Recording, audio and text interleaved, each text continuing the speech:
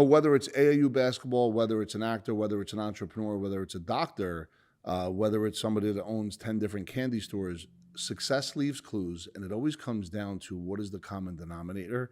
So today we're going to be on with Dr. T. He's the author of a book coming out, Wired for Wealth, which will be out in about another 30 or 45 days. And what Dr. T is going to show us how to do is rewire not only our brains, but through neuroscience and understanding how to kind of look at things from a perspective that you may not be thinking about because of status quo clinging or because of just learned behavior that's been passed down. So without any further ado, I'm going to bring on Dr. T. How you doing, sir? Happy Monday. What's going on, brother? Hey, thanks for having me, Rob. I appreciate it. This is going to be a lot of fun. I appreciate this conversation. Yeah, I'm really excited. And, one of the things that I love is connective tissue. We have connective tissue through Randy Garn. Major shout out to Randy Garn.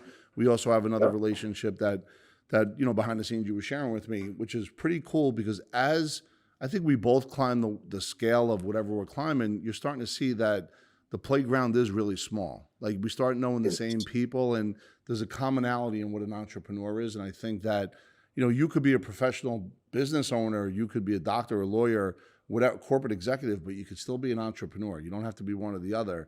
And it's been my experience that the entrepreneur, I once did a video about like the top paying jobs, whether it was an attorney or a doctor. And let's say it ranged between 100 and 500 grand, but the doctor or attorney that was an entrepreneur were making more like 5, 10, 15, 20 million because of the entrepreneurial side of what they do. So I love the fact that I'm on with Dr. T. And Dr. T, before we go any further, can we talk a little bit about where you're from and where it all started? Yeah, I was 7 pounds, 8 ounces. No, I'm joking. Yeah, I started, you're going to bear with me a little bit. I have a little bit of cough. I have cough drop in my mouth too, but I should be okay.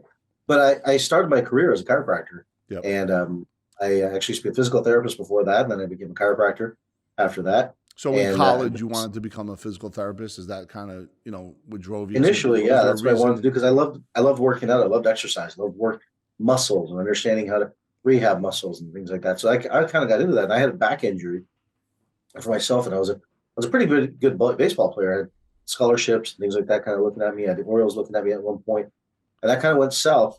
And then I kind of got into rehab of muscles. And I was like, okay, what controls muscles? Yep. It was nerves. And okay, what's nerves all about? Because chiropractic is not about back pain or neck pain.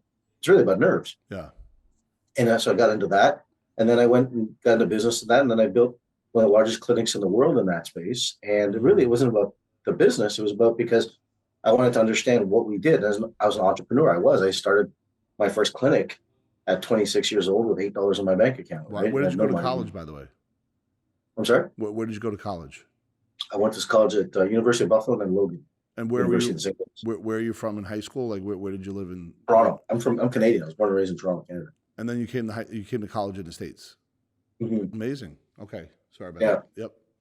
And then I got into practice and I started working with patients, but I've always been a student. I wanted to understand, okay, well, what controls nerves? Yeah. And I realized it was thoughts. And I did a Tony program. Someone gave me a Tony program many years ago. I said, okay, what controls thoughts? And then I did Tony stuff.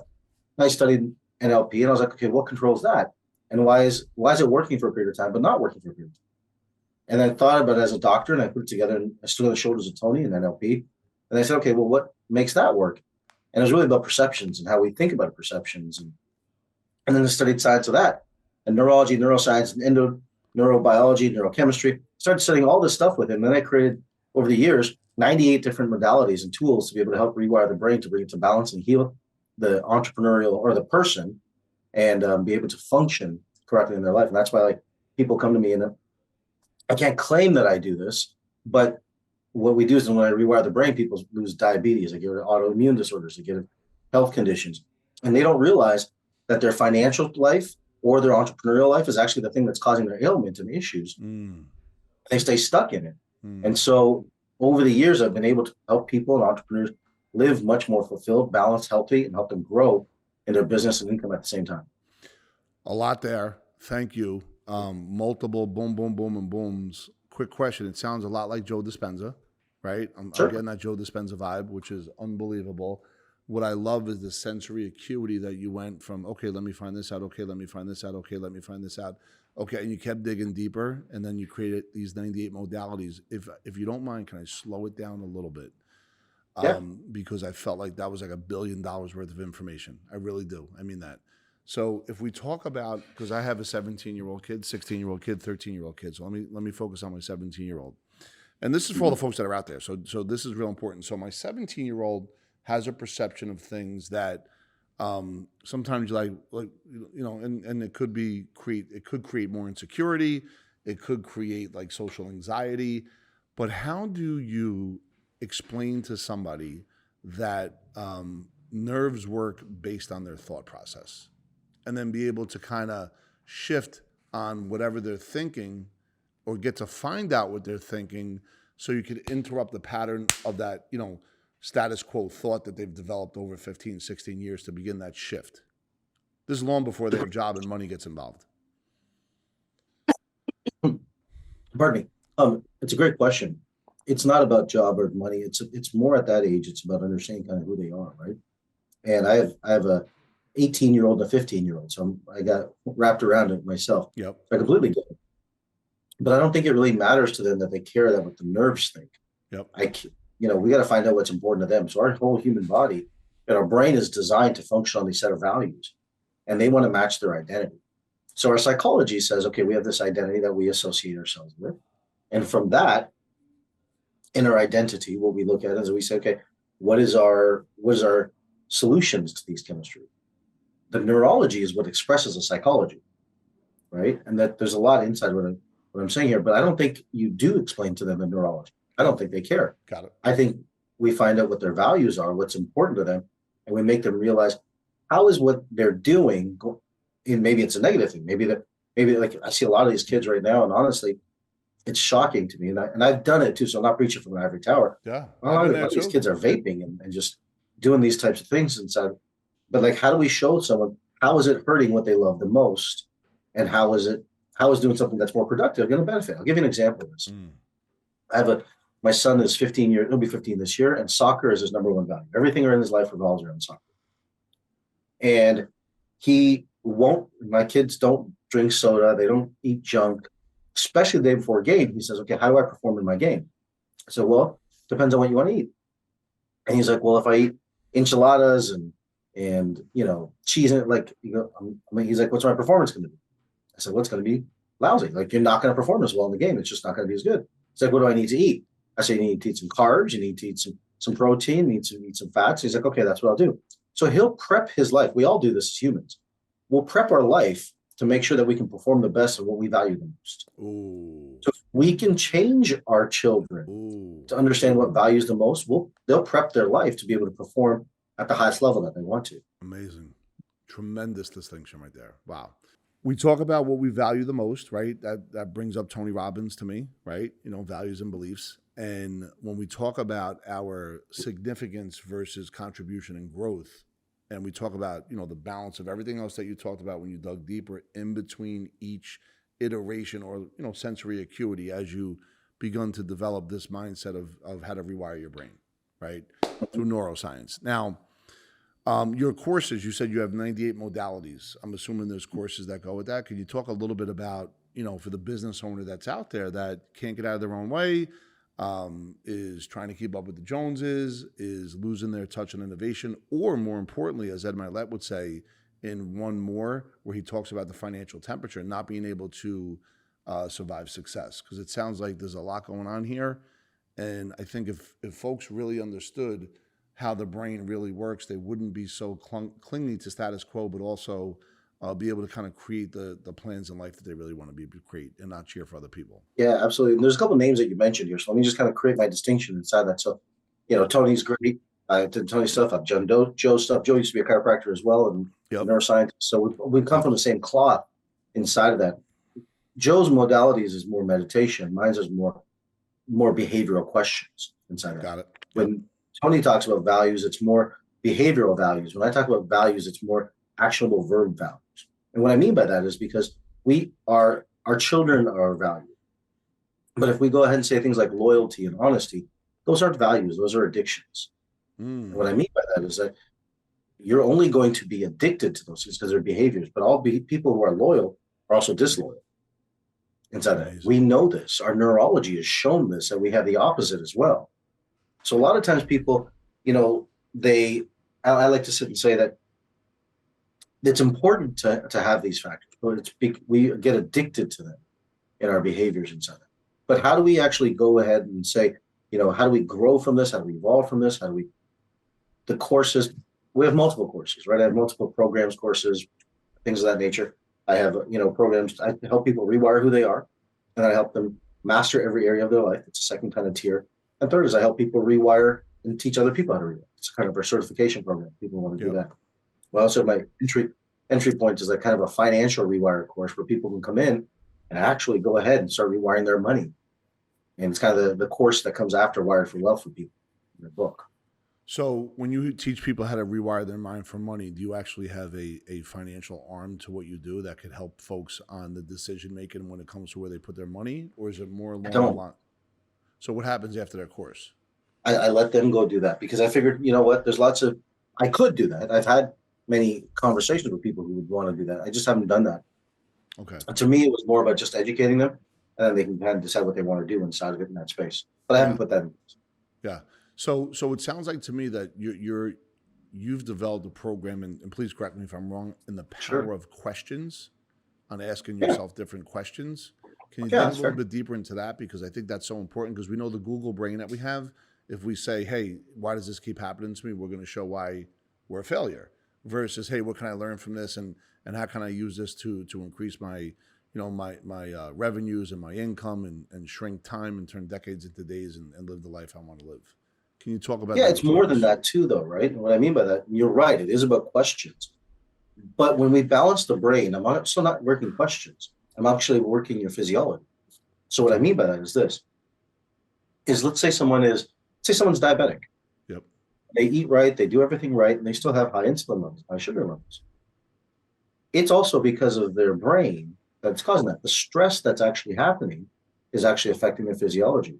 I don't know of anyone else in the world who can do what I do, is take someone and take their blood work, and based on their blood work, reverse engineer with their psychology and their neurotransmitters. And then reverse that and fix that so that their body goes back to a state of balance. Because here's the thing, right? As an entrepreneur, and you know this, Rob, just as well as everyone else who's listening to this, you get to this point in income that you finally start to value yourself. You say, look, I've made it. I'm successful. I'm here. I'm great. Now I've got to take care of me. And that's when the entrepreneur is looking for balance. And they search for meditation. They search for peace. They search for all these things. But really the balance comes from actually healing themselves. I just had 3 consults yesterday. Super successful entrepreneurs, $25 million plus businesses. And what's the thing they all search for? Balance. Because they're always dealing with that anxiety, always dealing with that frustration, always that's always there. And that is where we have to go after. So it's not just questioning, it's also now the body, the health part, the functional health that's coming together inside there as well. Does that make sense? It does. And why? Because you're right. Like the entrepreneur that's been running, and now all of a sudden they realize there could be some external things in their life that they got fixed. So when you talk a little bit about balance, what does balance look like? Work-life balance to me doesn't mean 8 hours, 8 hours, and 8 hours. It means, how do you kind of integrate and coordinate that all together within time and fashion? We have our own individual temperature of balance. Yep. What that means is this, we're trying to generalize. Harvard did a study, and I've been saying this for many years, but Harvard did a study and said, hey, you know what? There's no such thing as work-life balance. There's work-life integration. And I completely agree with that, right? It's integrating your work and life instead of separating your work. And what I've done, and what you do is, and I've said for many years that the body is the conduit to consciousness. So whatever is going on in your brain is going on in your body. And if we don't learn to see what the body is saying with our blood work, our neurotransmitters, then we're out of balance. So every person's state of balance is going to be individualized to them. And the only real way to know that is by looking at our lab work inside that. If not, we're guessing. Most people think balance is happiness. It's not. By no means is balance happiness, because we need stress. We need positive stress. We need what's called eustress to make our body and balance grow. But as an entrepreneur, we get so addicted to the outcome. We're going to hit 8 figures, 9 figures, 10 figures, whatever it is we're going after, that we raise our dopamine levels and we become so stressed because of it that it causes us health issues, adrenal burnout, liver disease, cholesterol issues, heart disease. And then we compensate that by crappy diets, right? Crappy diets, drinking excessively, doing things that are causing us more self-destructions. Can I ask you a question? So if you're going to coach, not to say that you are, but if you're coaching an entrepreneur, is there a way that they could get to this outcome without experiencing what you just talked about? Which part of it? The part where they're burning out and then they do all the byproduct is the dieting. And in other words, if someone says, hey, I want to be worth if someone says I want to be worth $1 billion versus I want to go serve and help people stay within, let's call it, I'm going to call it financial homeostasis. Just I'll throw that. That's exactly what it is. Yeah. Right. I love that. I love that you use that term because that's a term that I say to most people, like, I don't know what that is. So I'm glad you use it. It's cool. I use it all the time, actually. So if you get to a place of financial homeostasis, which you want homeostasis and everything, obviously, right? That's what we're talking about. How do you tell somebody, well, not how do you tell somebody? I guess the question is it, I'm going to be worth $1 billion, put you in a position where you could burn all your bridges versus how do I serve and how do you measure what that monetary side of your business model is going to look like? In other words, divorcing from the outcome. So, because we're taught to teach these goals, right? Hey, this is my goal. Here's my goal, and there's a timeline on my goal with a standard and certain type of check-ins and expectations. So now all of a sudden you become just focused on the monetary side of the goal versus really the essence of what the goal is. Do you kind of play with that a little bit? So let's talk about two sides of that, if that's okay. And by the way, this is a selfish question for me, just so we're clear. Yeah, no, it's cool. It's fine. Yeah. There's two parts of it. There's actually three parts of this question. First, every goal has to have an altruistic side of what your service is. Without that, it's never going to work. Love it. You have to have a narcissistic side of what you're going to receive, and it's money inside that, right? As a business owner, you say, okay, here's my profit, here's my money inside that. Third, though, is going to be your own personal, individual reason for that business growth. Your why. If it's not aligned to your mission, to what your grander mission is, it's going to cause you more stress and chaos inside of it. If it's only narcissistic, meaning that it's only about the outcome and not the service, it's going to cause you more stress and chaos. Got it. If it's with only altruism and no narcissism, meaning only serving without receiving, it's going to cause you more stress and chaos. Yep. So the three factors have to come into play. For a goal to be in balance for an individual to succeed, it has to be A, in your mission, congruently in your mission inside that. I'll give you an example. Like people say to me all the time, it's like, oh, why don't you do something else? Why don't you do another business? You can do another business. You can do lots of businesses. Like you can go buy biz, sell right now and buy 1 million businesses. Yep. But is it congruent to what you want? Right? My congruency is health. I used to work in the pharmaceutical space with my last partner. It was so incongruent to me that I was like, that's not who I am. Yep. And so I couldn't do that anymore. I was like, okay, it's got to be made so it's congruent to who you are and what you do. Second, it's got to be service oriented. If it's not service oriented, it's all about receiving, then there's no customer you're serving with your product. And third, it's also got to be about receiving in a state of balance as well, because you got to get rewarded for what you do. I've never heard a goal being broke down into a tripartite division of what you just mentioned. That's incredible, by the way, a three-legged stool. And I'm sure somebody said it in the past, but that breakdown was unreal. And is there anything I'm not asking about that question that we could also touch on for the people that are watching? Yeah, I think the question that everyone misses, and let me ask it for you. How do you set to get to that billion? How do I set? How do you set the goals to get to that point of $1 billion? That's not my goal, just so you know. Well, it's a goal you reference, whatever the goal is, right? 8 figures, 9 figures, billion, whatever it is. So your question is, what is the thought process on why that number is important? Am I understanding? No, what I'm saying, what's the strategy psychologically? Oh, the strategy. Okay. Yeah. So that is a great question. So in other words, to get those three things that we just spoke about, you still need to know what your strategy is first, correct? Mm-hmm. Is that what you're saying? So the psychological strategy is what I can control, right? Is a 10% growth income. Your brain can handle 10% fluctuation in any situation. Anything beyond a 10% fluctuation creates what's called dysregulation in your nervous system. It causes your body to go into a state of chaos, and you will then react in that state. But if you're working on a 10% balance, right, then your growth is there. People can handle 8% compounded year to year, right? If you look at it, that's why. And you're the financial guy, not me, but right now the market 9%, 10% inflation, and it's not that we're at 10%. It's when we're approaching 10%. But as soon as it hits 10%, that's when the world's going to go into chaos. Yeah. Because our brains can handle 10% change one way or another. Anything beyond 10% creates our nervous system to go into chaos inside. So set it up where you're growing 10% at a time. So let me ask you this: if somebody's making $1 million a year, and then all of a sudden they make 2 or 3 million in the next 12 months, does that kind of tip that scale on the 10% that you're talking about? It does, and they better figure out how to manage that, or else you're going to lose that. And how do they do it? So what they do is they got to set up their structures of what they're going to do with their money In advance Right. of, or as it's happening? in advance. So Got it. let's say you have that set up, but your personal growth has to be there. So you may grow a business, from $1 million to 3 million or 5 million, which is fine. But what are you going to do with that income that comes in? If you don't have that money allotted, it's going to fall into dissipation, it's going to get lost inside that. So what you've got to do is say, okay, here's if I get an extra $1 million, this is what it's going to go towards. I would also sit and say Got it.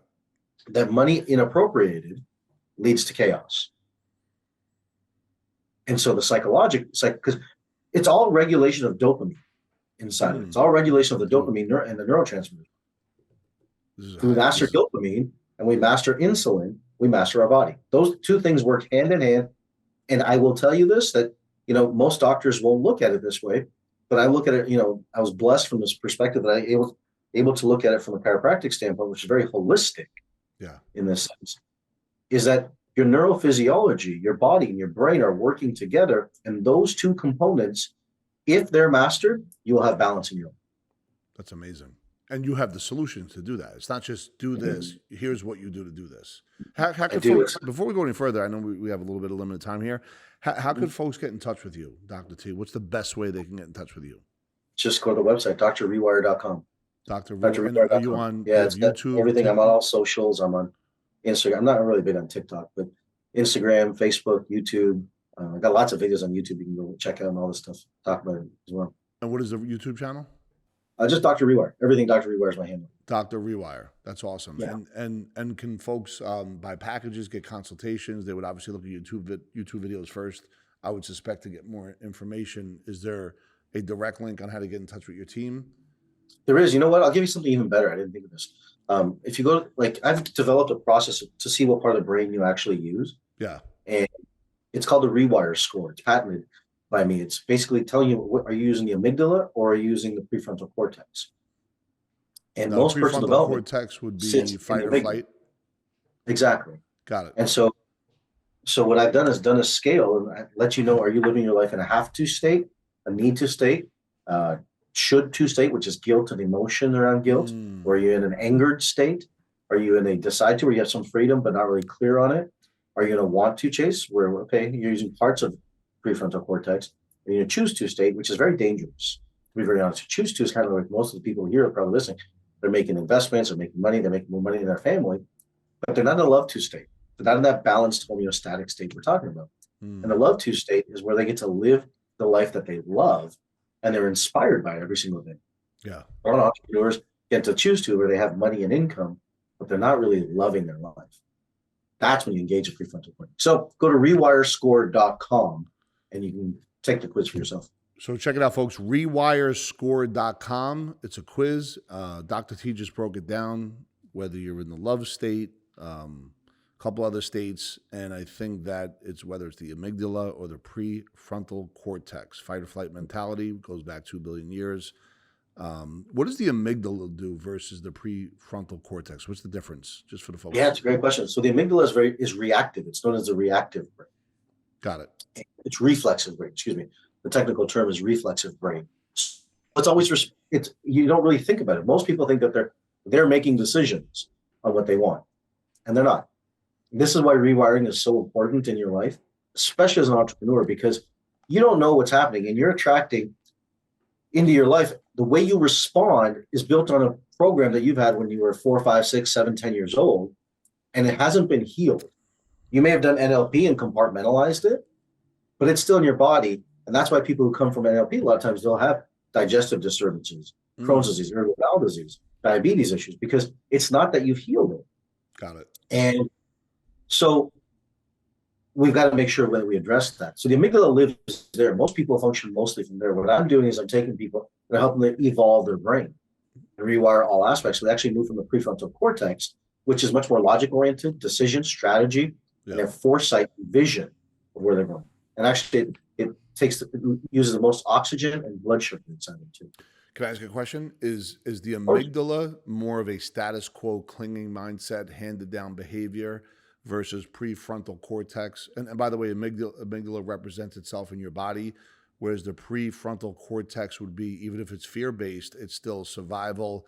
And if you could get past that, that's where the conscious or creative mindset would come in to then feed the subconscious. Am I somewhere in the field, or am I just not making any sense at all? No, you're making complete sense. It's just not as clearly as you're saying.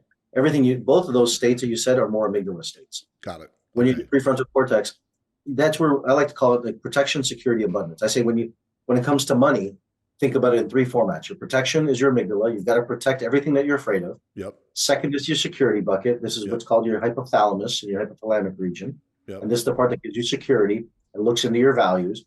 But your prefrontal cortex, that's what I call the abundance section in your brain. And that's the place where you live in abundance and you can actually be strategic and functioning, not abundance from the standpoint of delusion and fantasy. Because people go there fast, right? They do. And they give up. Yeah, they do that a lot. And I'm not in that. I'm more in the objective, let's get real space. And you have a map to get there. In other words, here's the map. Here's where you are on that map. And this is what you need to do to get to that outcome. And I'm going to remove the debris on that road and take you off of the back road where there's stop signs and dirt roads and potholes and get you on the highway to get there as efficiently as possible. You like that? Is that a good one? Because you could throw that into your system if you want. I think you're 100% right. That's exactly what it is. I have a 92% success rate for people who want to take their life from a have to a love to state. Yeah, so check it out, folks. Let me be clear. I just met Dr. T about 20, I don't know, maybe 30 minutes ago, to be very clear. And this is, go look at all my videos. I've never said what I'm going to say. I am going to go call him or his team up privately and take the next action step on everything he just talked about, because these are the things that I know is the difference between 10, 100, and $1 billion. There's no doubt in my mind. It's a switch.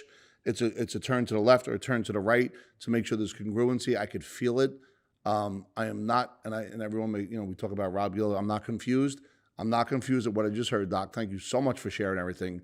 And I'm just going to work with your schedule. Let me ask you a question. Where do you see yourself in the next 5 or 10 years? Yeah, so we're actually taking this work and then putting it into technology. We're putting it into an app with an app that's going to be developing out. We can actually take, and we're going to be able to help a lot of people with it. I've actually done a functional medicine app that's going to be on the back of it.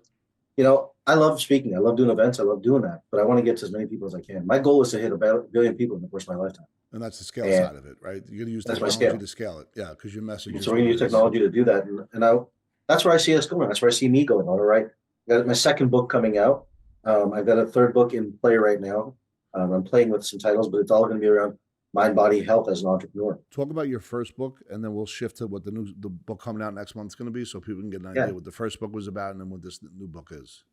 Absolutely. So the first book is called Chasing Success. It's a story. It's kind of a journey of going from where you are to becoming an entrepreneur, to making money, to finding balance in your life. It really is about that. And I find that most of us as entrepreneurs are actually chasing this thing called success, never finding fulfillment. And that's what this book is about. It's about finding fulfillment. Is it because so it's kind of it's a little bit of a story between like Rich Dad, Poor Dad, Mocha sold his Ferrari, that kind of tale. But it takes some audacity to read it. So I'll read it. So chasing success means that if you understand the language, the energy of the language, and it's not about the success, it's about the journey and the word success. What does that actually mean? And I think what you're saying, just without reading it, fulfillment is where all the rewards are in the process. It is. Rewards is presence. Yeah. Your body, like you asked me a question, a wise question very earlier. How does an entrepreneur that they get there, and it's ultimately fulfillment. Ultimately, every entrepreneur thinks that they're chasing success. They're chasing money. They're chasing monetary numbers. But it's not. Like I was talking to a guy yesterday, one of my clients. He's like, I bought the Lamborghini. I sold it in a year because it was a Lamborghini. It was just another car. It was a stupid thing, right? Yep. And I was like, exactly. The happiest day of your life before the Lamborghini is the day before you're going to get it. Then you get it, and you realize it sucks. It's amazing, right? Not that it sucks. I mean, it's great. If people want it, enjoy it. Not what you thought. Yeah. Have those experiences, right? But fulfillment is not about external. It's a balance between the internal and the external. Sounds like you're filling a void. Yeah, you are filling a void, right? Like every time you chase success, every goal that you're setting, is it to really attain to your mission, or is it to fulfill a void that's within you? Yeah.